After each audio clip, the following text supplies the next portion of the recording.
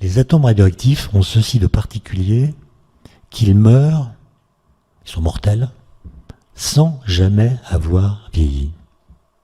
Autrement dit, leur mort n'est pas le résultat d'une usure, mais un processus qui est lié à leur formation. Au moment de leur formation, ils ont accumulé trop d'énergie, et à un moment ou à un autre, ils devront la libérer. Et comment est-ce qu'on a compris ça? Eh bien, en remarquant que la probabilité qu'un atome radioactif se désintègre dans l'heure qui vient, par exemple, est complètement indépendante de son âge. Par exemple, si je prends un atome de carbone 14, dont vous savez qu'il est radioactif, carbone 14, radioactif, une période de plusieurs milliers d'années, j'en prends un qui est apparu dans ma main il y a 2 minutes. Donc l'âge de cet atome, c'est 2 minutes. J'en prends un autre dans ma main droite, dont l'âge est 2 milliards d'années. Je compare la probabilité que chacun d'eux disparaisse dans la minute qui vient. Je vais me dire, mais c'est le plus vieux qui a le plus de chances d'y passer. Ben non, non.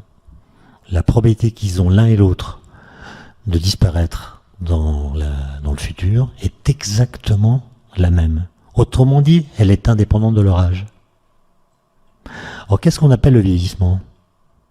Ce qu'on appelle le vieillissement, c'est pas le fait de prendre de l'âge. Le vieillissement, c'est le fait, en prenant de l'âge, d'augmenter la probabilité qu'on a de mourir dans l'année qui vient. Ça, c'est la définition de l'INED, l'Institut national des études démographiques. On prend par exemple le 1er janvier toutes les personnes qui ont 40 ans, et puis on regarde un an plus tard combien il en reste, vivantes. Et ça donne une probabilité qu'une personne de 40 ans en France meurt dans l'année qui vient. Donc ça mesure le vieillissement.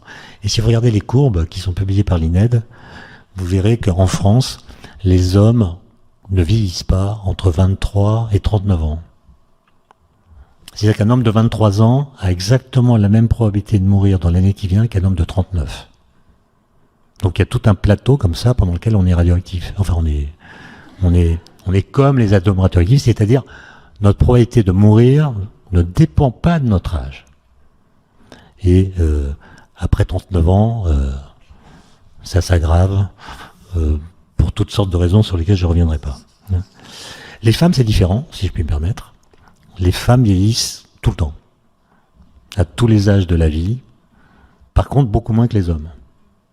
C'est-à-dire que la probabilité de mourir augmente chaque année, mais ce nombre est toujours beaucoup plus faible que pour les hommes. C'est pour ça qu'il y a plus de femmes centenaires que d'hommes centenaires.